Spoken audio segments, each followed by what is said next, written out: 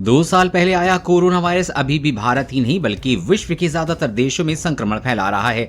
वहीं अब monkey pox virus नाम की बीमारी भी 75 से ज्यादा देशों को प्रभावित कर रही है। हालांकि इन 2 सालों में कोरोना के स्वरूप में काफी बदलाव आ चुका है। इस वायरस में लगातार होने वाले म्यूटेशन के चलते अल्फा, बीटा, डेल्टा प्लस और ओमिक्रॉन जैसे वेरिएंट आए हैं।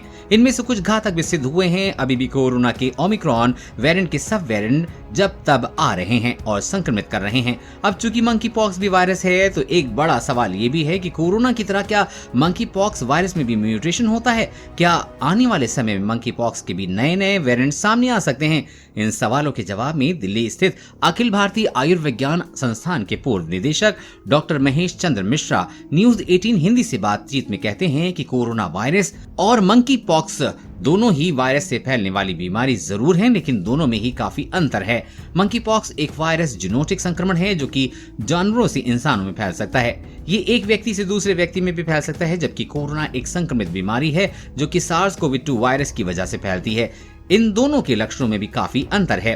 डॉक्टर मिश्र कहते हैं कि मंकी पॉक्स से पीड़ित मरीजों में 4 प्रमुख चीजें सामने आती हैं। पहला, तेज बुखार आना, शरीर में कहीं भी त्वचा पर पस भरे हुए लाल दाने या चकत्ते पड़ना, थकान व बदन दर्द और लिम्स नोड्स का सूज जाना, जबकि कोरोना के लक्षण इससे पूरी तरह भिन्न हैं। कोरोना में बुखार आने के अलावा खांसी, गले में कफ का जकड़ना, थकान, सिर दर्द, स्वाद और गंध के चले जाना, सांस लेने में तकलीफ होना, उल्टी और दस्त, ऑक्सीजन स्तर का घट जाने जैसे लक्षण थे। मंकी पॉक्स में म्यूटेशन होता है या नहीं? डॉक्टर मिश्र कहते हैं कि जहां तक मंकी पॉक्स वायरस में म्यूटेशन की बात है तो ये समझना जरूरी है कि मंकी पॉक्स का वायरस एक डीएनए वायरस है जिसमें म्यूटेशन बहुत कम देखने को मिलता है। मंकी पॉक्स का वायरस अभी तक सिर्फ पश्चिमी अफ्रीका के नाइजीरिया और कोंगो में ही मिला है। इनमें भी कोंगो में मिला मंकी पॉक्स का वायरस ज्यादा खतरनाक और घातक था। इसकी मृत्यु दर भी काफी ज्यादा थी।